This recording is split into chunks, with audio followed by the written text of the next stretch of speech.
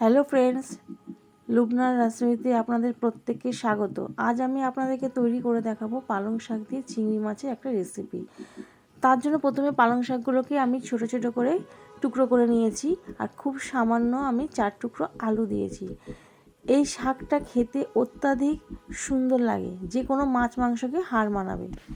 আমি কিছু চিংড়ি মাছগুলোকে ধুয়ে নিয়েছি, তার মধ্যে ম্যারিনেট করার জন্য দিয়ে দিলাম নুন, একটু হলুদ গুঁড়ো, আর সাথে একটু পাতিলেবুর রস। পাতিলেবুর রস দিলে মাছের গায়ে যে আঁশটে গন্ধ থাকে সেই গন্ধটা চলে যায়। আমি হাত দিয়ে মাখাচ্ছি, আপনারা কিছু মনে করবেন না। আমি হাত দিয়ে ভালো করে এটাকে মাখিয়ে নিলাম। এবার আমি একটা কড়াই বসিয়ে দিলাম। কড়াইটা একটু গরম হয়ে গেলে ওর মধ্যে আমি 2 চামচ সর্ষের তেলে দিলাম। আমি সর্ষের তেলে পুরো রান্নাটা করব, আপনারা আপনাদের পছন্দ মতো তেল ইউজ করবেন। আমি তেলটা গরম হয়ে গেলে ওর মধ্যে ম্যারিনেট করে রাখা চিংড়ি মাছগুলো দিয়ে দিলাম। চিংড়ি মাছগুলোকে একটু ভালো করে নাড়াচাড়া করে একটু ভাজা ভাজা করে নিতে হবে। দেখুন চিংড়ি মাছের রং চেঞ্জ হয়ে গেছে, ভাজা ভাজাও প্রায় হয়ে এসছে, আর একটু ভাজা ভাজা করে নিতে হবে। এর মধ্যে আমি পালং শাকগুলোকে ভালো করে জল দিয়ে ধুয়ে রেখেছি। ফোড়নের জন্য যেটা আমি ইউজ করব সেটা হচ্ছে 5 ফোড়ন, একটা পেঁয়াজ মিডিয়াম সাইজে সেটা স্লাইস করে কেটে রেখেছি, আর 3টে কাঁচা লঙ্কা চেরা, আর 4-5 কোয়া রসুন। দেখুন এখানে আমার মাছটা ভাজা ভাজা হয়ে গেছে। এবার আমি মাছটাকে উঠিয়ে নেব। তেল থেকে তুলে নিলাম, একটা বাটিতে রেখে দিলাম। আমি এক্সট্রা আর কোনো তেল ইউজ করব না। মাছ ভাজার জন্য আমি একটু বেশি তেল দিয়েছি, আমি ওই তেলেই পুরো রান্নাটা করব। এবার আমি ফোড়নের জন্য যেগুলো রেখেছিলাম তার মধ্যে 5 ফোড়ন দিয়ে দিলাম। 5 ফোড়ন থেকে সুন্দর একটা গন্ধ ছাড়তে শুরু করলে ওর মধ্যে দিয়ে দেব স্লাইস করে কেটে রাখা পেঁয়াজ। পেঁয়াজ কাঁচা লঙ্কা আমি একসঙ্গে দিয়ে দিলাম। 2-1 বার একটু নাড়াচাড়া করে ওর মধ্যে দিয়ে দেব রসুন কুচি।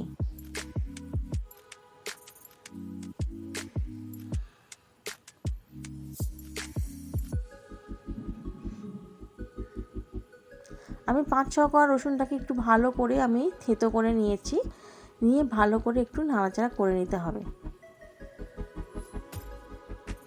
এবার ওই তেলের মধ্যেই একই সঙ্গে মশলা আমি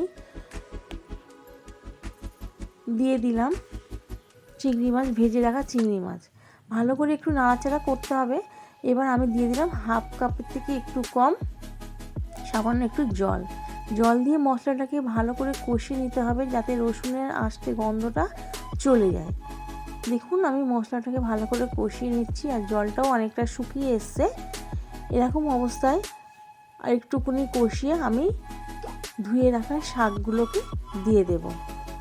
আপনাদের যদি আমার এই চ্যানেলটাকে ভালো লেগে থাকে, রেসিপিটাকে ভালো লেগে থাকে, অবশ্যই আমার চ্যানেলকে সাবস্ক্রাইব করবেন, বেল আইকনটি অন করবেন, আমার লাইক কমেন্ট অ্যান্ড শেয়ার করবেন। এবার আমি শাকগুলোকে মশলার মধ্যে দিয়ে দিলাম। এতে আমি আলাদা করে কোনো রকম জল ইউজ করব না। শাকের মধ্যে থেকে প্রচুর জল বেরাবে, সেই জলেই আমার পুরো রান্নাটা হয়ে যাবে। আমি শাকটা দিয়ে ভালো করে নাড়াচাড়া করে নিচ্ছি। এবার আমি লো টু মিডিয়ামে করে গ্যাসটাকে রেখে আমি ঢাকনা চাপা দিয়ে দিলাম।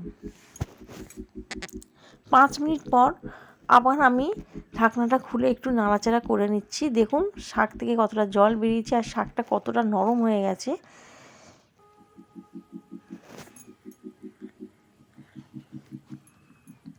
ভালো করে এভাবে কিছুক্ষণ নাড়াচাড়া করে নিচ্ছি, যাতে শাকগুলো তাড়াতাড়ি সিদ্ধ হয়ে যায়। আমি আলুগুলোকে একটু চামচের সাহায্যে একটু ভেঙে ভেঙে দিচ্ছি। আমি খুব সামান্য আলু দিয়েছি, ছোট ছোট একদম 4 টুকরো আলু দিয়েছি। আবারও আমি 2-3 মিনিটের জন্য ঢাকনা চাপা দিয়ে দিলাম। এরকম কিন্তু আমার গ্যাসটা লো টু মিডিয়ামেই আছে। ঢাকনাটা খুলে আমি নেড়ে নিচ্ছি। মাঝখানে আমি অনেকবারই ঢাকনা খুলে নাড়াচাড়া করে নিয়েছি। এবার আমি দিয়ে দিলাম একটু ধনেপাতা কুচি।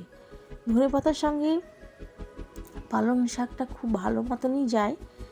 এর মধ্যে যদি আপনাদের বাড়িতে লাউ শাক থাকে তো লাউ শাকের ডগার সামনে যে ছোটো ছোটো পাতা থাকে ওরা 2-1টা দিয়ে দেবেন, খেয়ে দেখবেন কত সুন্দর লাগে। এই সময় আমার কাছে লাউ শাক অ্যাভেলেবেল নেই, তাই আমি দিলাম না। আপনাদের কাছে যদি থাকে অবশ্যই দিয়ে রান্না করে একসঙ্গে রান্না করে খেয়ে দেখবেন। আমি আবারও আলুগুলোকে ছোটো ছোটো করে ভেঙে দিলাম, একদম মাখা মাখা করে ভেঙে দিলাম। দেখুন পালং শাকের জল পুরো শুকিয়ে গেছে, রান্নাটা পুরো মাখা মাখা হয়েছে। এরকম অবস্থায় আমি পালং শাকটাকে অন্য একটা প্লেটে তুলে নিচ্ছি। তৈরি হয়ে গেল আজকে আমার এই রেসিপি। আমার রেসিপিটা যদি ভালো লাগে অবশ্যই আমার চ্যানেলকে সাবস্ক্রাইব করবেন। আবারও বলছি বেল আইকনটি অন করবেন আর আমাকে কমেন্ট, শেয়ার, লাইক অবশ্যই করবেন।